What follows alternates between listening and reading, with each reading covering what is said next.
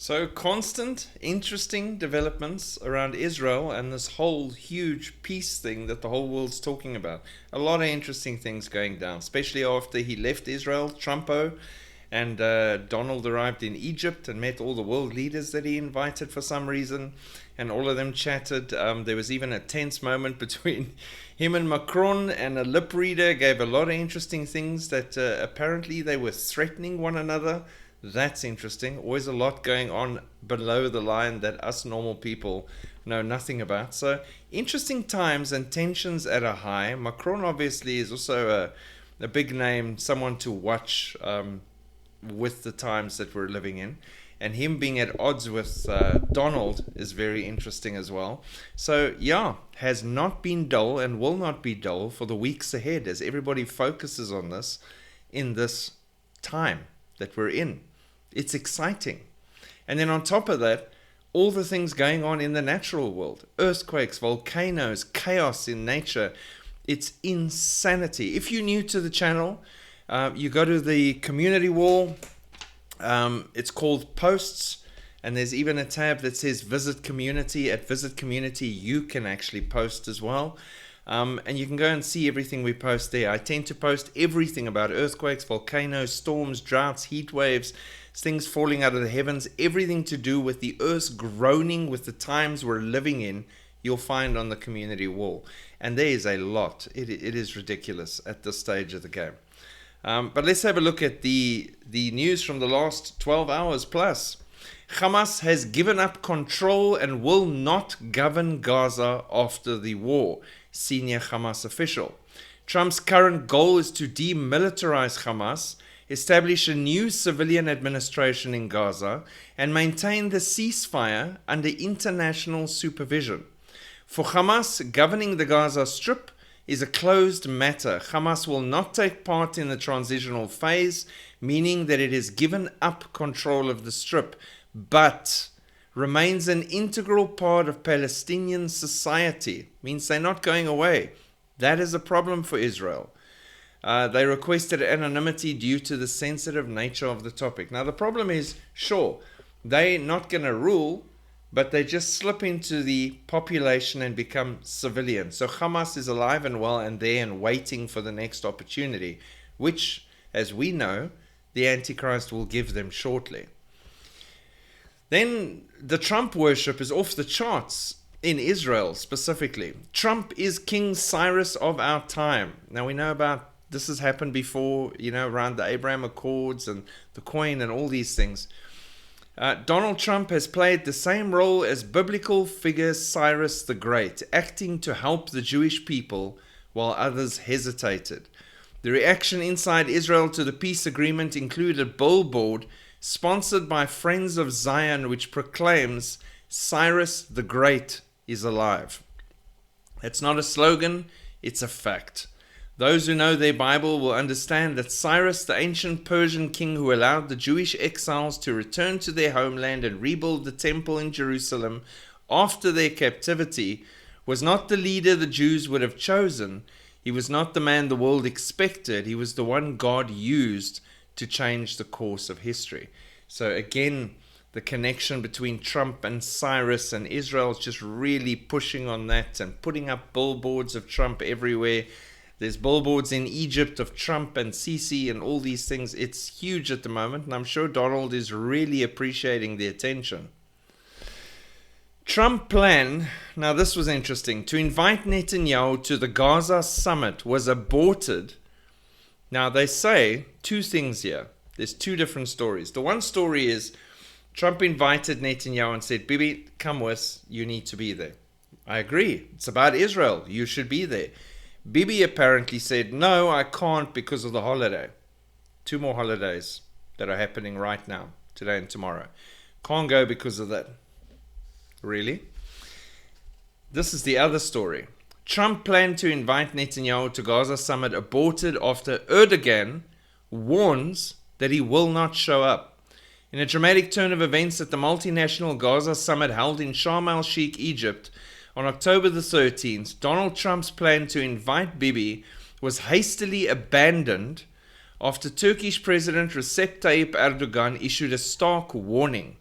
The summit, co-chaired by Trump and Egyptian President Abdel Fattah al-Sisi, aimed to address post-conflict stabilization in Gaza. More than 20 world leaders in attendance. The incident unfolded when Netanyahu accepted a late invitation from Trump, sealed during a phone call between Trump and Sisi on Monday morning. So he said he'll come. However, Erdogan, en route to the conference, threatened not to land his plane if Netanyahu's attendance proceeded. Speaking to Sisi from his aircraft over Egypt, Erdogan raised strong objections, highlighting the deep-seated tension between Turkey and Israel amidst the Gaza crisis. Netanyahu then declined to attend, citing the start of a holiday. Now, me personally, I think if Netanyahu agreed to go to Trump, he already knew in his brain there's a holiday, he still agreed to go. He wants to appease Trump in everything. Then Trump finds out that his buddy Erdogan, great guy, great man, so incredible, is going to refuse to land and come to the meeting, and Turkey is an integral part of this whole process. Sorry, Bibi, you can't come. Use the holiday excuse. And Bibi bows out with the holiday excuse. Erdogan lands and he can attend. Erdogan and Qatar, big players in this whole meeting with the other 20 world leaders, both fully supporting Hamas and terrorism. I don't see Saudi Arabia, I don't see the UAE, I don't see the others that are more moderate and pro-Israel anywhere near this thing, which also is interesting. Where is His Royal Highness Mohammed bin Salman, the mover and shaker, the man of trillions and trillions of dollars and great ideas for the future? Why wasn't he involved? Isn't he also a buddy of Trump's? Isn't he worth more than Erdogan? Interesting. So yeah, my opinion, Bibi was going to go because he said he was going to go for Trump's sake, and then Erdogan threw a hissy fit in his little aeroplane, and then Trump told him, just stay. Let Erdogan land. We need him.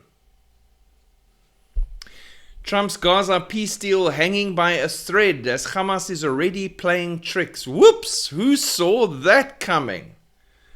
The 20 remaining living hostages were released on Monday morning, followed by the remains of 4 others. But the bodies of 24 hostages, which Hamas promised to release, still unaccounted for. Liane Pollock-David, former senior advisor to Israeli Prime Minister Benjamin Netanyahu, says the most critical test lies ahead. Trump's peace deal risks complete collapse if Hamas fails to return the bodies of all deceased Israeli hostages. The Hostages and Missing Persons Family Forum, an Israeli advocacy group, warned that Hamas is already in blatant breach of the peace agreement. Pollock-David, who previously negotiated with Palestinians, described the current phase of the deal as dangerously unstable, with the Israeli Defense Forces having partially withdrawn to the Yellow Line, about a 50% pullback. At the same time, she expressed concern that key players like Saudi Arabia and the UAE, thank you, I agree, who she identifies as representatives of the moderate, forward-looking Middle East, has so far played a limited role in this whole process. Qatar and Turkey are now heavily involved, but there are question marks. They are strong supporters of the Muslim Brotherhood and Hamas, and they are hugely anti-Israel. In the end, she said, the United States, rather than the Israeli government, will be the one that decides if the war has ended or not. Sad but true, because Israel is deferring to America. America is negotiating with terrorists. And we seemingly have a peace deal.